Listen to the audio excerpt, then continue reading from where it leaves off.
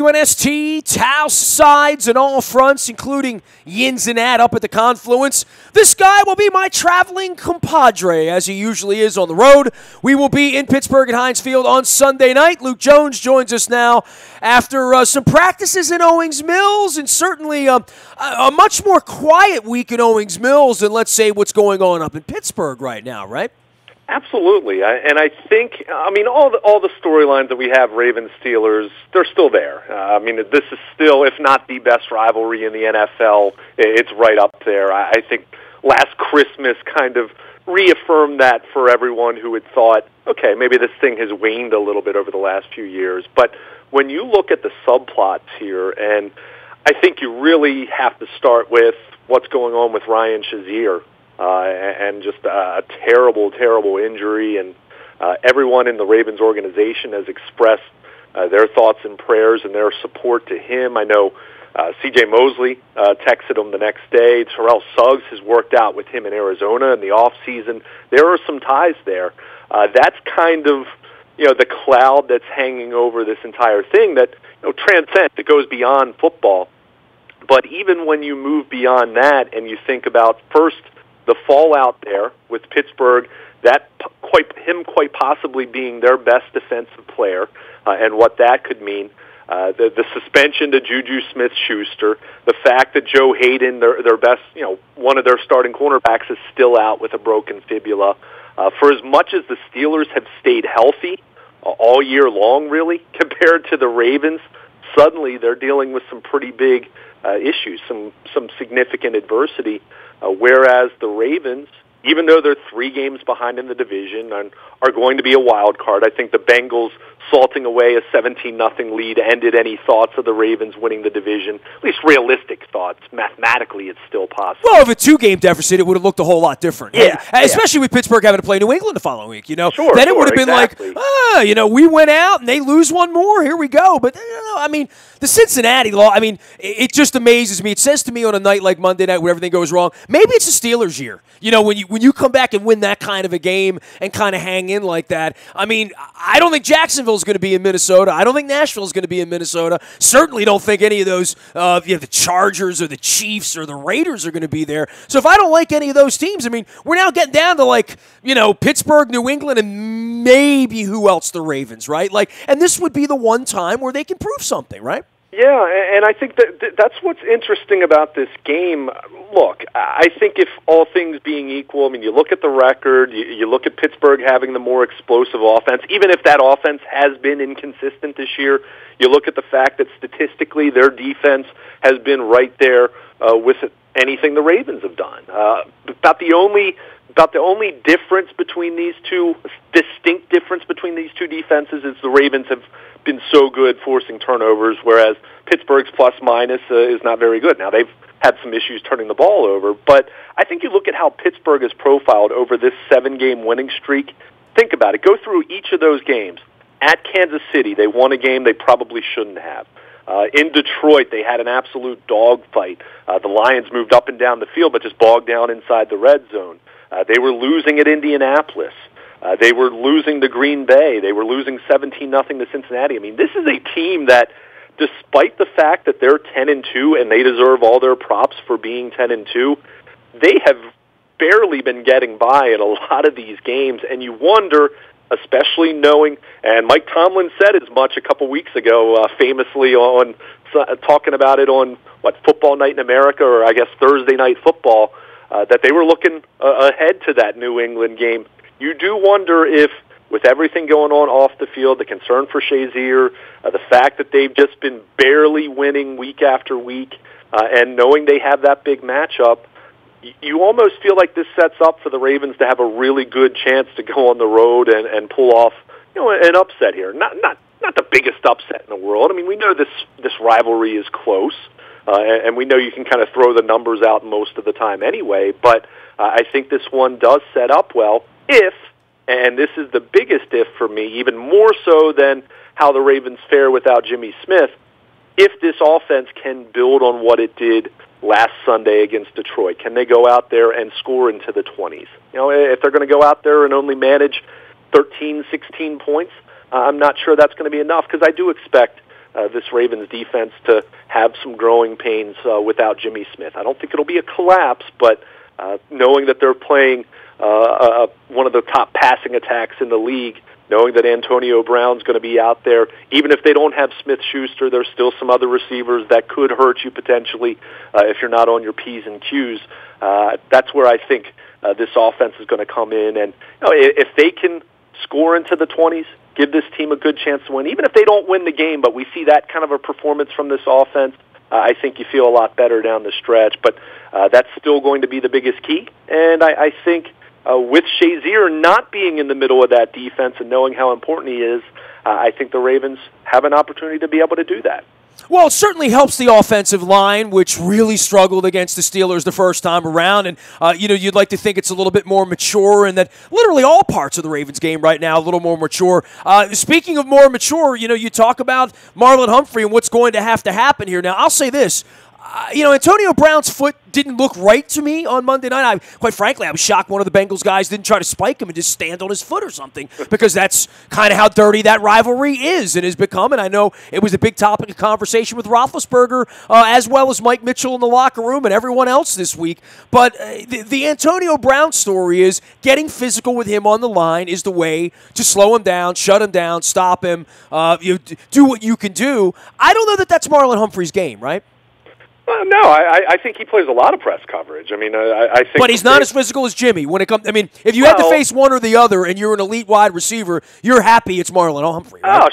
Of course. That's stating the obvious. But he's played press coverage this year. That's something that the Ravens like about him. That's something they liked about him coming out of Alabama. That's why him being a more physical breed of corner than a lot of players that you encounter in this league is another reason why some speculated about him being a safety eventually, which, there have been questions about the deep ball, and certainly against Matthew Stafford and the Lions, we saw some issues there. But let's not pretend that Marlon Humphrey's just being thrown to the fire here. This is a guy who's played over 300 defensive snaps this season, including 55 against the Raiders offense, where he was going up against Michael Crabtree and Amari Cooper.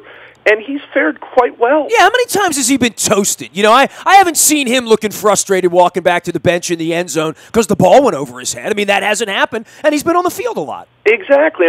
This past Sunday was really the first time where he's kind of had the look of someone that didn't quite belong. But from the first day of OTAs, and keep in mind, this guy only turned 21 in July. So we're talking about an extremely young player. We're talking about someone who was a redshirt freshman starting on a national championship Alabama team. So he's, despite his age, he has a lot of experience under his belt as far as being under the microscope, having a bullseye on his back, because that they targeted the freshman corner in college, and he held up very well for Nick Saban's team. And as we said, he's played very well for stretches this year. Now, he hasn't started every week. He has played with the safety net, knowing that he was spelling Jimmy Smith or spelling Brandon Carr, and now there is no safety net because he is the guy opposite Brandon Carr. And even all the alternatives, the next men up, are guys like Maurice Kennedy and Jalen Hill, and guys that don't have a lot of experience themselves. So it's on him. But I think when you look at what he's done over the full body of work, Sunday notwithstanding, and that counts just like anything else. I'm not trying to be dismissive of that. He had done more than enough to inspire confidence. We were talking after that Green Bay game when he replaced Brandon Carr because Brandon Carr was struggling to stick with Devontae Adams and Jordy Nelson and some of the speedier Green Bay receivers. Remember, Humphrey played most of that game, and we were talking at that point, was that the changing of the guard? Was he becoming the starter opposite Jimmy Smith at that point? Now, he had the thigh issue against Houston, and that kept his snap count way down. But I think there has been more than enough evidence for the Ravens to have a level of confidence in Marlon Humphrey. He's not going to be Jimmy Smith, and to expect that at this point would be unfair. It took Jimmy Smith 5 years to be Jimmy Smith. Exactly. He's going to have some growing pains. He's going to have some hiccups, and he might have a hiccup or two on Sunday night. But I think he's done more than enough at this point to make you feel confident that this isn't going to be the collapse that last year was when Sharice Wright was replacing Jimmy Smith, and they had Gerard Powers in the slot. And you were counting on Tavon Young as a rookie who played admirably as a rookie. But he was your best corner over the final quarter of the season. This is a far different situation for the Ravens now. And will there be some drop-off? Absolutely. I think it would be naive not to expect some. But do I think it's going to be a case where this defense is completely torpedoed? No, I don't. And he's certainly going to have a big test. And it was interesting. He was asked about the idea of whether he thought Ben Roethlisberger would attack them. And he's very, I don't know if you've had a chance to talk to Marlon Humphrey very much, but he's very even-keeled. He's stoic. He's not overly demonstrative.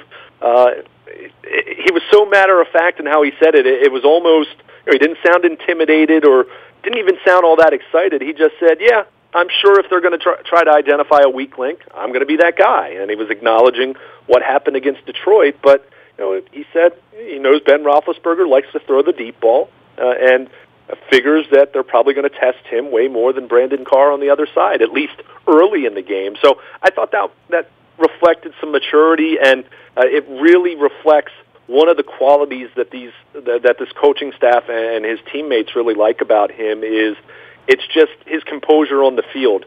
A lot of times you see a rookie corner, a young corner get beat, and they're pounding their fist on the ground or kind of just stomping a little bit. You can visibly see they're frustrated, and we haven't seen that from Marlon Humphrey. And I'm talking even going back to OTAs or training camp, the times he might give up a play, which weren't too many, by the way. But he seems very composed, and this is going to be his biggest test. That's stating the obvious. And Antonio Brown or Martavis Bryant or Eli Rogers or whoever, they might slip by him for a big gain at some point.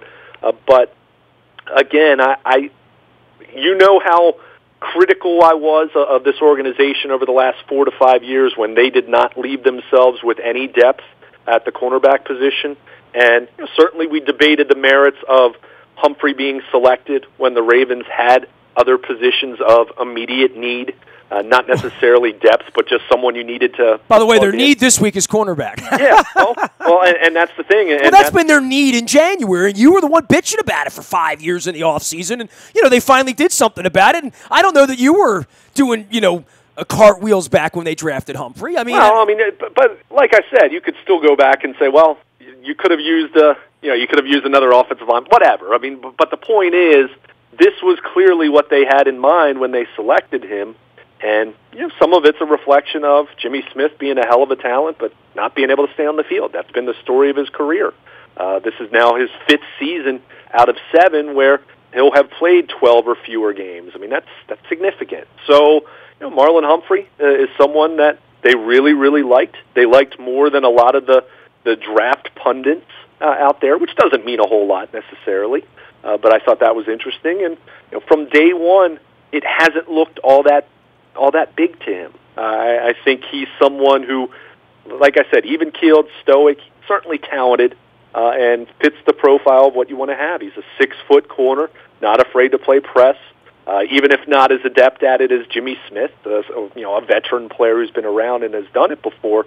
But I think he checks a lot of boxes to the point where I think there'll be some drop-off naturally, but I don't necessarily expect this to be a collapse or him to be completely overwhelmed because, he's played a lot this year. He's had games where he's played 40 or 50 snaps and has done well in that regard. So it's going to be a test, knowing you're playing one of the best offenses in the NFL on Sunday night. But as far as him moving forward for the rest of the regular season and into January, assuming the Ravens do what they need to do here, I think there's reason for optimism with Marlon Humphrey, even if he's not going to be the terrific talent that was Jimmy Smith this season. He is Luke Jones. He is Baltimore Luke out on Twitter. And, of course, Luke at WNST.net. He's been out in Owings Mills all week. We are getting together on Sunday night, making our push toward Pittsburgh. We're going to sit around and watch football all day on Sunday. And, of course, Sunday Night Football, we will be at Heinz Field out on all forms of our social media. It's all brought to you by our friends at Freedmont Mortgage. Don't make a 30-year mistake by choosing the wrong lender. You need the right lender, whether you're buying, selling, refinancing, or just thinking about it. Freedmont.com is there for you to help you answer questions. Trust them. Also, D&L Window Tinting, 26 years of tinting everything. Cars, boats, businesses. You're going to have some of these days where that snow is going to like glisten up and sort of blind you a little bit. Put the shades on the sun. Take away the squint. Go visit Jason and his crew over in Parkville and in White Marsh at D&L Window Tinting. Luke, for this matchup and the measurement and all of that stuff, I would have said last week in the old days, I would have sent Marvin a text and said something like, hey, soften them up for us or something like that. I didn't like the football game on Monday night. I mean, put me in that camp that doesn't want to see stretchers coming out onto the field and cheap shots and the standover and all the stuff that I know Burfict stood for. And when somebody else is standing over him, your first inclination, or the Dundalk in me, is to say, well, he probably got what he deserved. But that can't be where we're heading with football right now. I hear what you're saying, and I don't disagree. I think there was a lot of noise, and I think Sean McDonough, frankly, and John Gruden played into that. I didn't think this game was nearly the disgrace that some people have made it out to be. Were there a couple penalized hits, and one of them resulting in a suspension? Absolutely. But I think the Shazier injury just set the tone for that to be the reaction. And look, Ryan Shazier, that was a routine tackle. He put his head down. I don't think he was trying to hurt anyone or anything like that. He just put his head down, which you're taught in your first year of tackle football, if you're a kid playing it, to keep your head up. And I think that just set the tone for everything else we saw. I think we've seen way worse versions of Ravens, Steelers, Bengals. But in 2017, we're seeing more and more of that. As far as the Juju Smith-Schuster hit, the block itself, was it a little bit high? Yeah. Do I think that was a malicious play where he was trying to hurt someone? Not necessarily, but then the taunting was the part that I think got him suspended, because if it was the hit itself, then we'd be having player suspensions, multiple player suspensions just about every week. The Yoloka hit, was that a penalty? Sure. Do I think the league was right in overturning the suspension? Maybe, but at the same time, I see no consistency there. But getting back to your point as far as this game being as physical as it was, I think that is a factor here, and the fact that Pittsburgh's coming off of a short week on a Monday night road game. And I think if you look at the history of that and then couple that with this being such a physical game where there were some injuries, obviously, and Shazier being the biggest one, and not that he's officially been ruled out in the middle of the week, but we know he's not playing Sunday. So I think that's another factor that benefits the Ravens here. The Ravens, not that they didn't have their own big injury that they sustained against Detroit, but they played Sunday at 1 o'clock, and they had the benefit of kind of a normal routine, whereas Pittsburgh is on a short week. Clearly some emotions as far as everything going on with Shazier, and just the recovery process from a physical standpoint.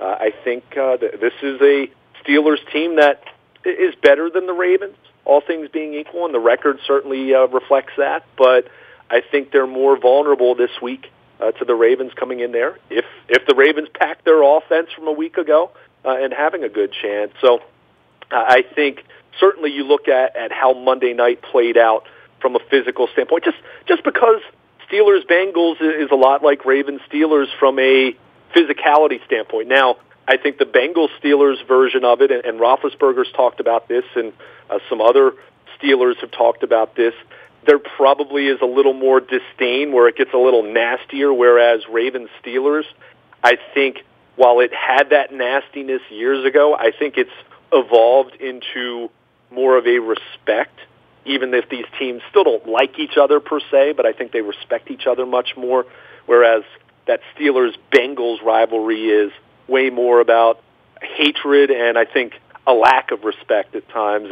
And we saw that, even if I think the narrative from Monday night was a little bit overblown. I think a lot of it just stemmed from what happened with Shazier, which wasn't a dirty play or anything nefarious. He put his head down making a tackle, and the scariest scenario that a football player, and I guess certainly his family and friends can envision, unfortunately played out. But you hope he's okay long term, at least in terms of living a healthy life.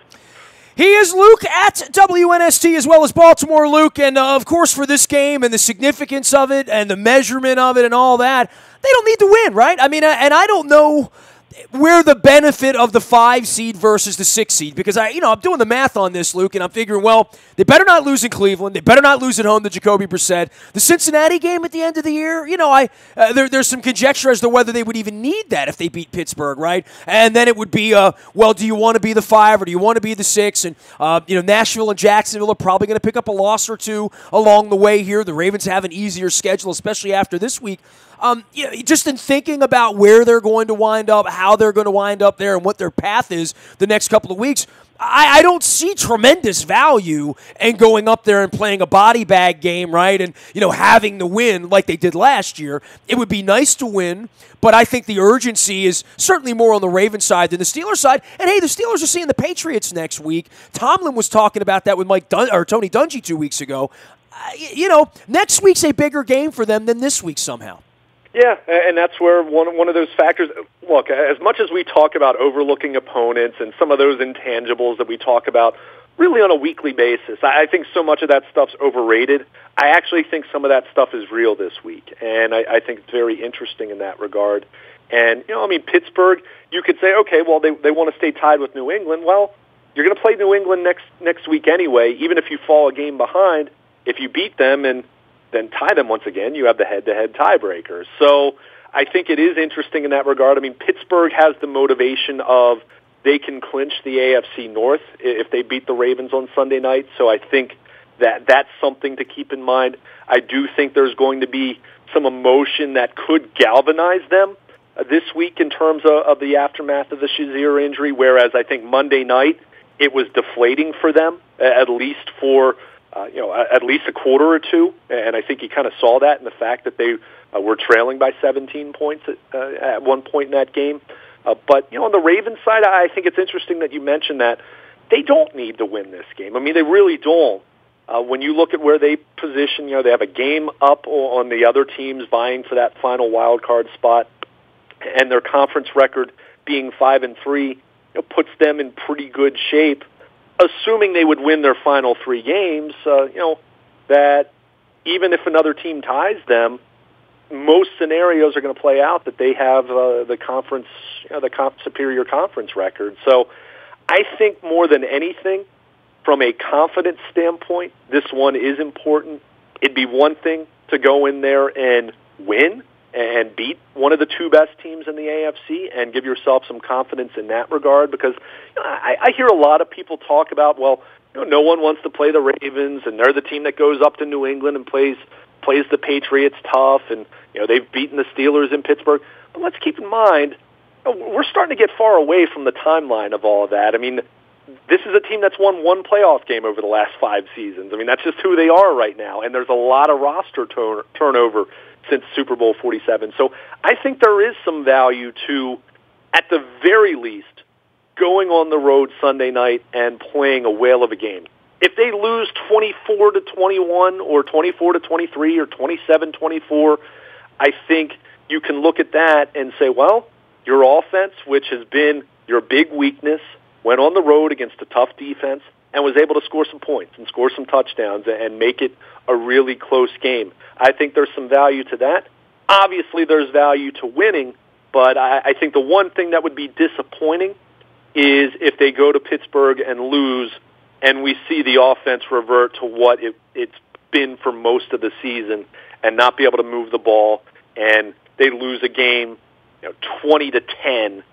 I think and look like they're in quicksand with 214 total yards of offense. I hear you, yeah. And it's going to be cold as hell, by the way. It's going to be 22 degrees. That would be disappointing to me in terms of the big picture. But as far as needing to win Sunday night, they really don't. They just don't. And as you said, you'd give yourself a better shot at the number 5 seed.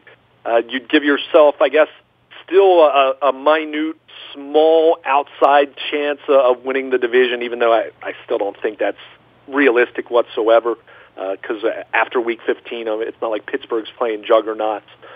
So I think there is value to it from a confidence standpoint more than anything else. And I think win or lose, you want to see that offense go on the road and be able to maybe not match what they did last week because they scored 37 points offensively and then, add in the pick six from Weddle. But can they go on the road and score into the 20s and give themselves a chance?